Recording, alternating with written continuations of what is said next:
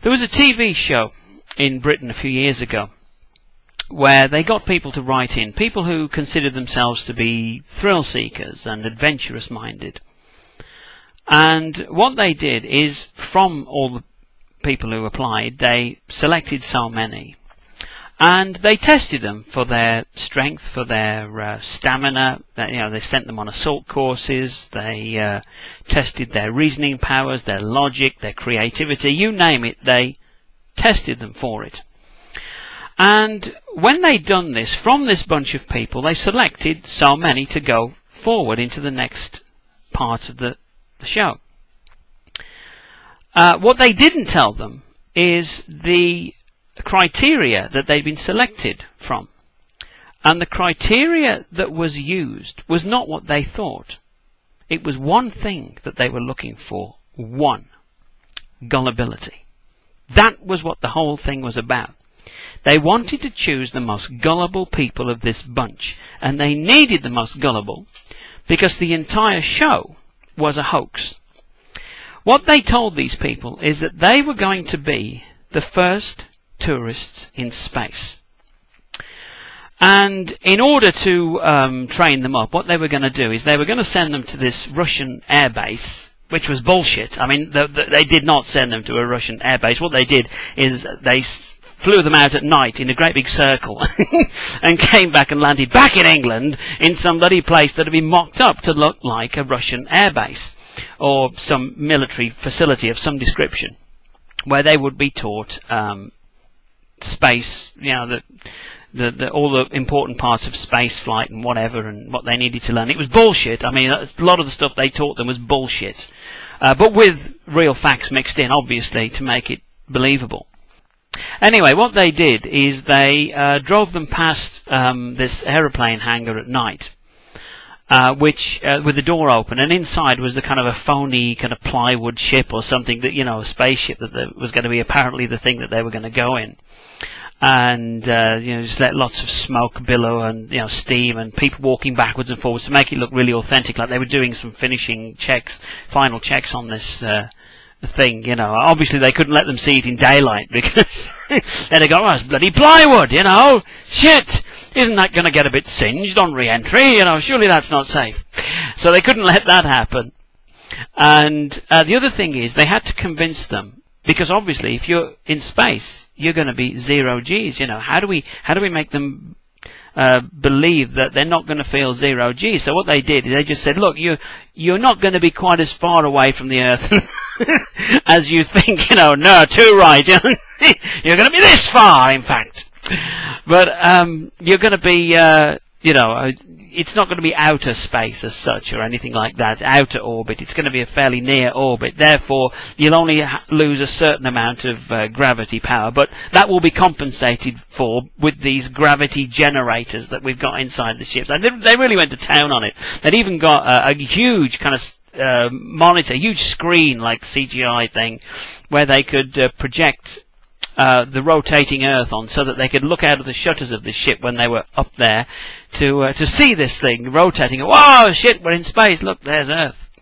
So that was fascinating. So anyway, they got these candidates, these contestants, these space cadets, onto the phony ship, which was like a special effects ship, which was linked via a tunnel, so that they couldn't really see where they were going. They just got into the ship, and then, like a funfair ride, really, they just kind of vibrated the thing, made a lot of noise, gave the appearance that they'd taken off. And eventually, I mean, they just did got them to do all kinds of bullshit things while they were up there, to see how far they could push them before they realised that this was just bullshit. And some of them kind of started to think, there's something not right here, but the rest of them were kind of happily going along with it. And in fact, some of it was so convincing that some of the actors that were up there were beginning to think that the trick was on them, that they really had been sent into space, They thought kind of a reverse hoax. So that's how convincing some of them found it. But anyway, eventually they, the whole thing was blown. Well, it wasn't blown. The presenter sort of informed them, you know, you've been hoaxed. The shuttle thing opened, and there was a big audience there to go, hey, you know, and everything. And they were devastated. You know, oh shit! You mean we haven't really been to space? No. You mean we've been in Russia all along? No, you haven't even been to Russia. No, you've been in England all along. Oh, bastard! You know, shit. Not only have we not been to space, we've not even been to Russia. But anyway, what's the point of all this? Okay, I'm leading to the point now. The point is that if you transfer the whole notion of this gullibility factor to the idea of heaven. Now let's hypothesize for this video that heaven is real and heaven exists. It suddenly occurred to me that by default of a person's nature, the more gullible person in life, by default of that very thing about them, they have a much greater chance of getting into heaven than the more critically minded, than the more cynical. Because the more gullible you are, the more easily led you are, and therefore it's going to be a much lesser of a task, to convince those types of people that heaven and hell and God exist.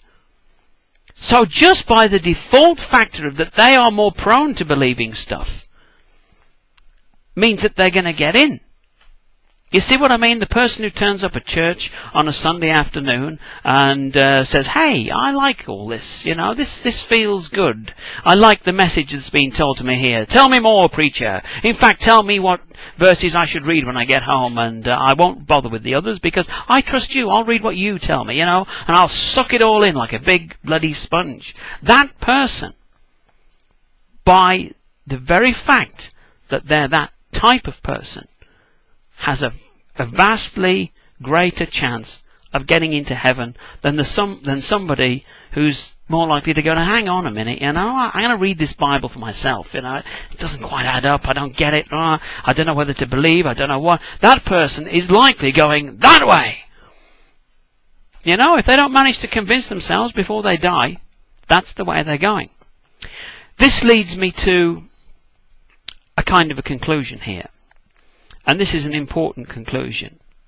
It leads me to realize that not only is this system the most unfair system that could possibly exist for, you know, getting into heaven or hell, but it's also the dumbest. It is dumb, dumb, dumb, dumb, dumb. Through and through. It is stupid. And do you really think that a God who could create an entire universe, make DNA, you know, I mean, if you believe that type of thing, if you believe in an intelligent designer, etc., you believe all that shit, do you really believe he would invent such a dumb system whereby you can get into heaven by default of the fact that you're more gullible and more easily led? And that the more critical-minded, despite whether they're good or bad, are going that way? You know, it kind of disproves the whole thing.